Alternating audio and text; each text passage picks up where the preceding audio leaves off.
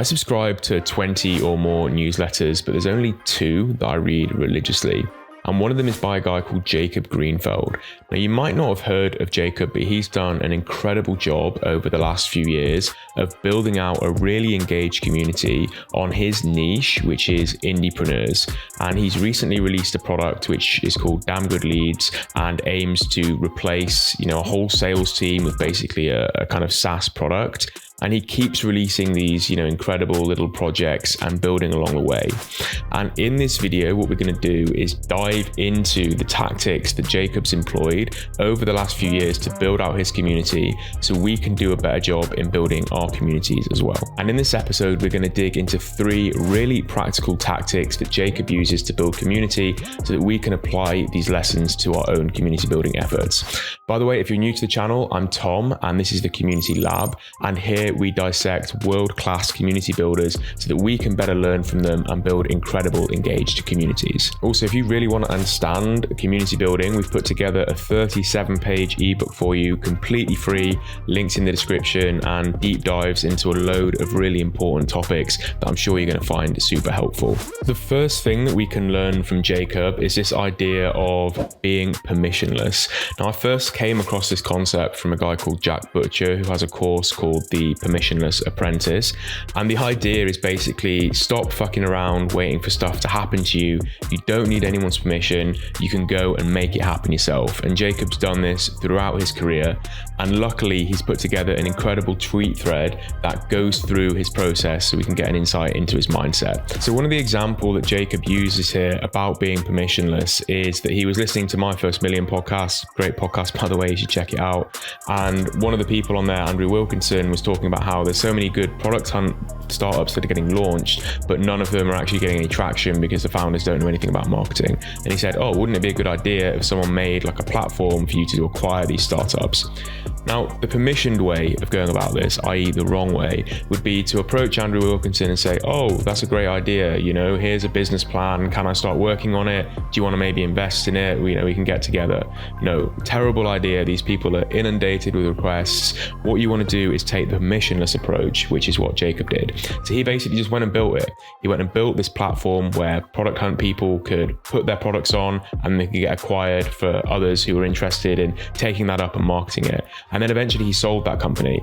And Andrew Wilkinson even tweeted about it, saying like, hey, this is a incredible product, well done. Like, this guy's gone and got after it. Jakob adopts this mindset throughout all of his journey of building a community and building out his products. He does not wait for permission. So specifically around community building, what can we take from this? Well, I think one of the best examples is actually by building a community off the back of somebody else or off the back of an existing product. So an example for me personally doing this was when I created my YouTube channel on Notion content. I never asked Notion if I could create this content. I never asked if I could set up a Discord server for people to discuss Notion tips and tricks. I never asked if I could create a newsletter, reporting on these Notion things. I just went and did it, and then eventually got recognition and got brought into their ambassador program. And I think there's a really easy way to do this in community building. You can just find something that is already successful, that has already got a brand presence behind it, and then you can just niche down on that and build a community around it. This is a really great tactic, I think, for building communities that you don't have to start from scratch because you can already tap into the power of an engaged audience. Another way that we can use the permissionless approach to build community is to try and grab the attention of people who are in our community niche and then use their platform to hopefully spread the idea of our community. So these videos are a good example. Last week, I did one on Greg Eisenberg. He actually commented on the video. I then sent him some questions and he filmed a reply for me about a product that I'm building. And it's just a very good way for you to get your kind of hooks in with these big kind of KOLs who otherwise would not be receptive to speaking to you because it's very hard to punch up when you're building a community. So one good thing is to try and think about how can I add a lot of value through creating content for them or doing something like this, which is maybe going to help raise the exposure of your community. The next thing we can learn from Jakob is around being controversial. And I think one of the reasons why I love Jakob's content is he often just bucks the trend of the prevailing narrative at the time. And to think about that, let's look at 3 of his most recent tweets. And I'm not cherry picking here. These are literally like the last 3 tweets that I saw on his timeline. So the first one is just a flat out call out for some tool that Jakob thought was shitty. The next one is a rebuke against that oh so common advice to, have a plan. And the third is around stopping virtue signaling of like how many shitty books you've read. Like as an avid reader, I definitely need to hear this. I definitely need to hear that like a lot of the books that I'm reading are junk and I should really just focus on reading the best ones. And even though this content is slightly obnoxious, it's definitely helpful when you come to build a community. You don't want to just be saying what everyone else is saying. Think about how you can take the contrarian attitude, because that's going to help people resonate with you. Sure, it's going to turn some people off, but it's also going to help make a far stronger connection with the people who do hold the insight that you've had. And also, people just get bored reading through Twitter, reading through content, hearing the same shit over and over again, the same thread boys talking about AI and all of this crap. Not that it's crap, but you know what I mean? It's like just kind of boring. To read something that just kind of stops you in your tracks and it's like, oh, I didn't think about that. That's kind of a bit of a frame shifting narrative, is incredibly powerful. I think this is what Jakob does really well throughout all of his content. So the key takeaway here is what we can learn from Jakob is speak your mind. Don't be afraid of pissing people off. If it works for Jakob, it can work for you. I think this point is probably the most important point as to why Jakob has been so successful in building his small but engaged community. And that is that he puts out very tactical content. Now, before we explore what that means, let's look at the anti-law, which is what I call fortune cookie content. And if you follow, any of the people on Twitter like Naval, you'll know exactly what I mean. It's this kind of vacuous advice that anyone can kind of relate to. A few examples here. Earn with your mind, not with your time. You want to be rich and anonymous, not poor and famous. These are just like kind of sound bites that you hear. They don't really mean anything. Naval can get away with it because he's Naval and he was the first one to, I think, really start popularizing this style of content. But if you're trying to do that with your content strategy, it's absolutely not going to work. There can only be one Naval, and people don't want to hear this kind of crappy fortune cooker content. They want practical stuff. So in this article, Jakob is laying out the idea that, indie founders like myself should stop idolizing community building and influencer marketing and actually just look at buying ads to validate their MVP.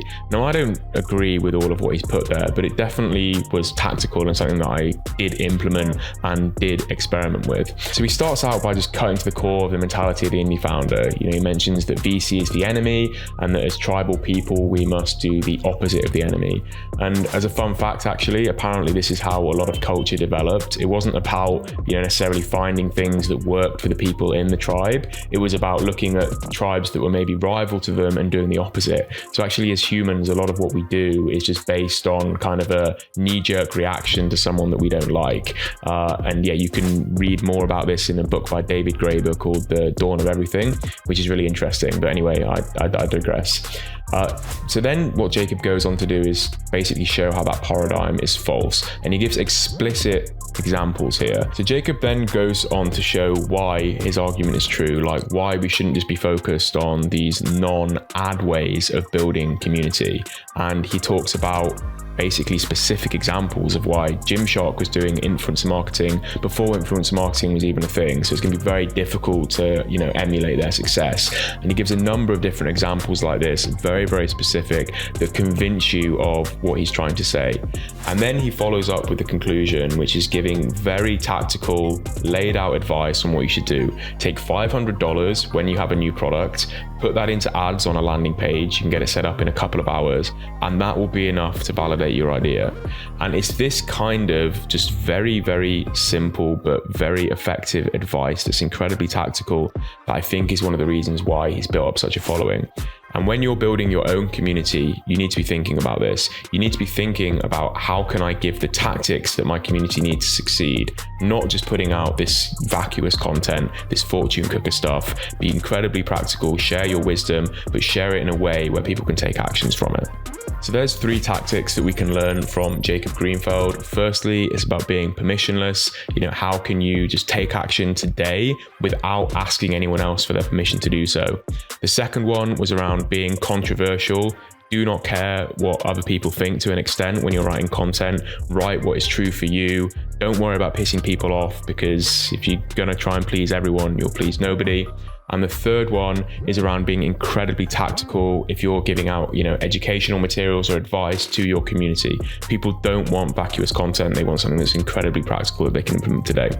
So if you enjoyed that, give it a subscribe. We're going to be releasing case studies like this every single week, where we tear down someone who's built an incredible community and go into the tactics of how they've done that. We also have the ebook that you can check out. Link is in the description, packed full of information and useful advice for you to help building your own community. So thanks a lot and enjoy the rest of your day.